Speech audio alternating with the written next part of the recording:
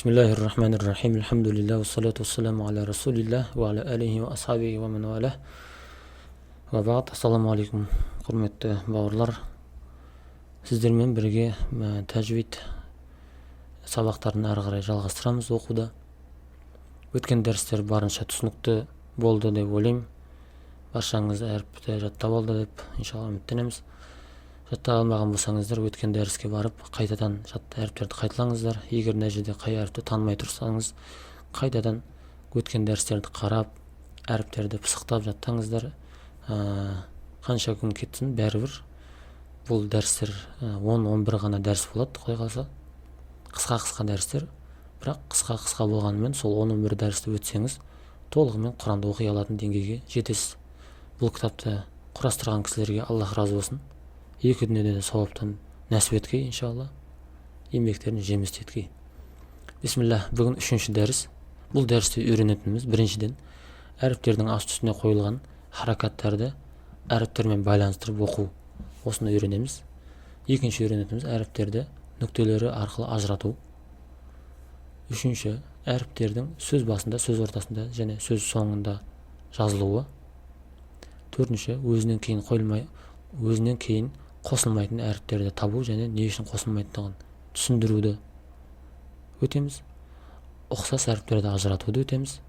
Осыны үйренеміз. Алтыншы, жуан және жіңішке әріптерді анықтау. Бұны да үйренеміз. Жетінші үйренетініміз ра әрпі екіге бөлінеді. Жуан және жіңішке екенін ажырату. Бұны да үйренеміз. Бұл бір асып баратқан бір қиын дүние емес, мына жетеуі. Жалпы алған кезде бұл ауызекі айтылатын нәрселер, мына жерде бәрі көрсетіліп тұр. Осы жерден мынау деп айта саламыз. Құдай қаласа солмен өте барлық оңай, түсінікті, ешқандай да бұл жерде пәлсафа жоқ, философия емес, бұл математика емес, ешқандай қағида, есеп шығару керек емес. Жай ғана бәрі көрініп тұр. Осыны жай ғана оқысақ, үйренсек қана болды.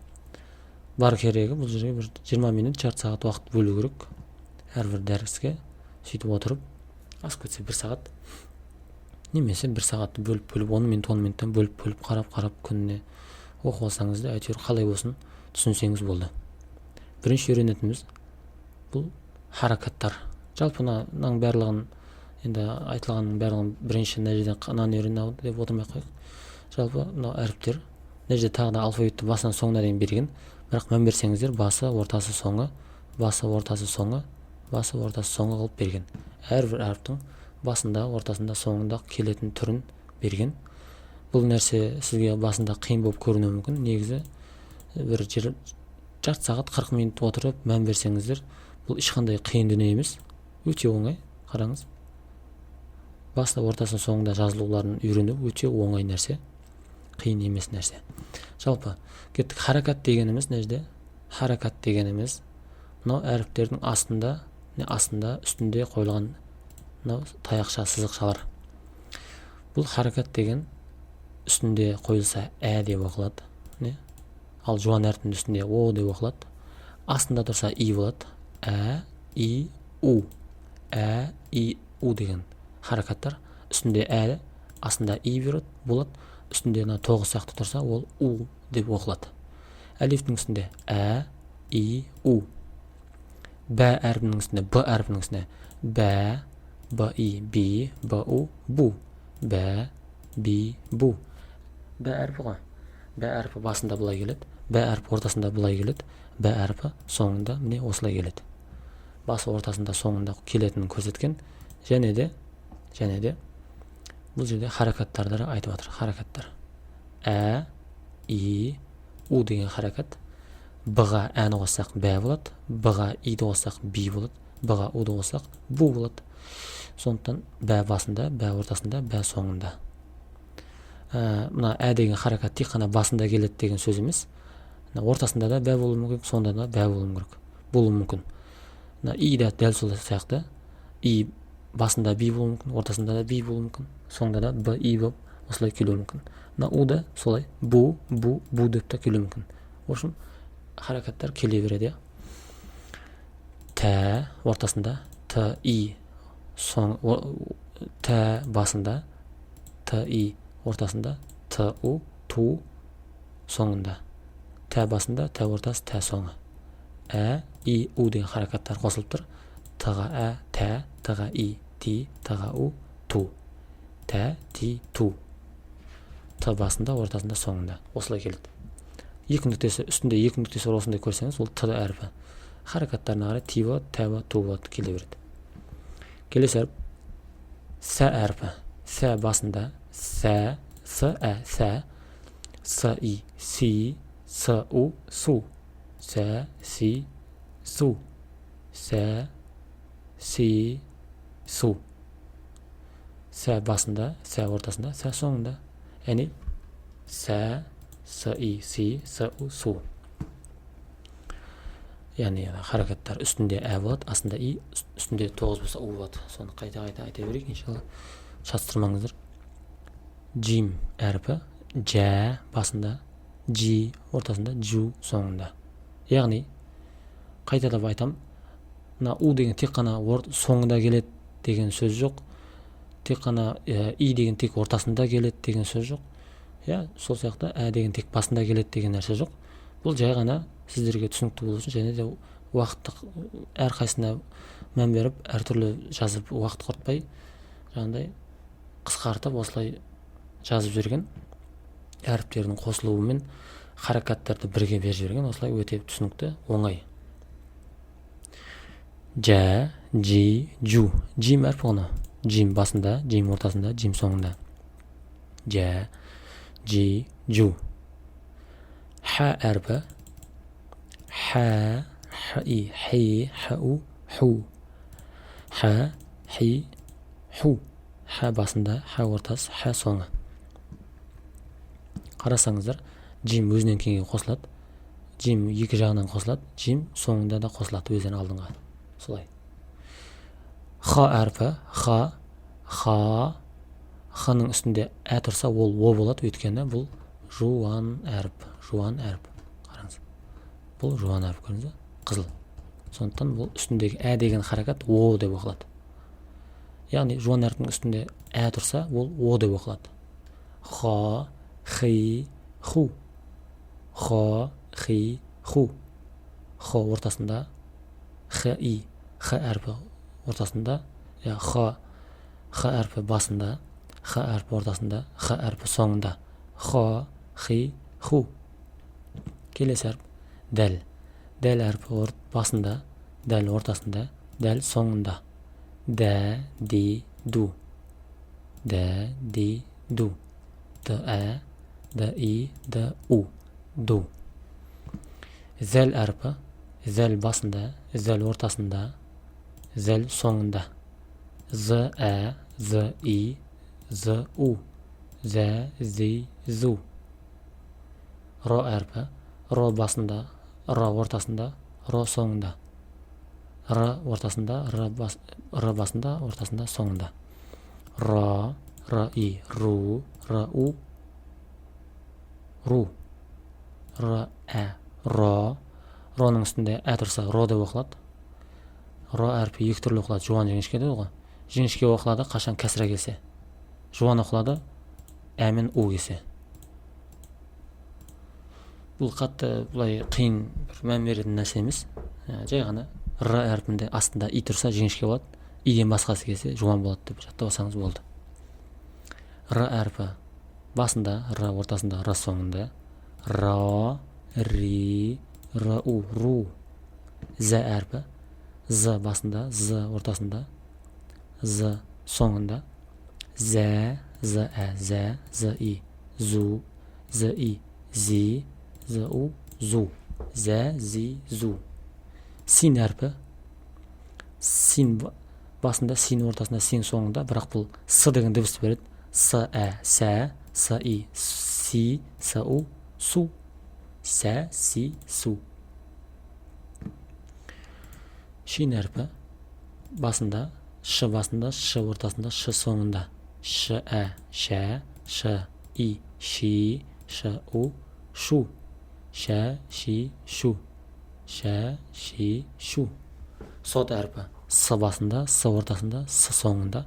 Сот әрпі жуан, сондықтан о болып оқылады. Жуан әрпінің үстінде ә тұрса о болады. басқалары басқа оқыла береді. Со, сы, сы, су. Со, сы, су. Дот әрпі де жуан, сондықтан о болады. До, ды, ду. Д, до, ды, ды, ду, ду.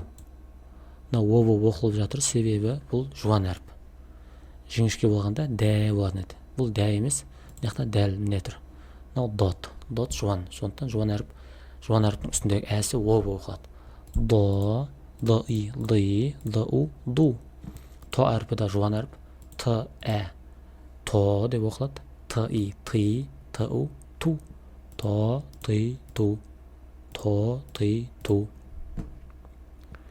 З әрпі, з, зо, зы, зы, зу, зу. Зо, зы, зу. Зо, зы, зу. З, жуан сақау. З, жуан сақау. Зо, зы, зу. З басында, ортасында, з соңында. Айн әрпі, и, у, у. Айн басында, айн ортасында, айн соңында. У.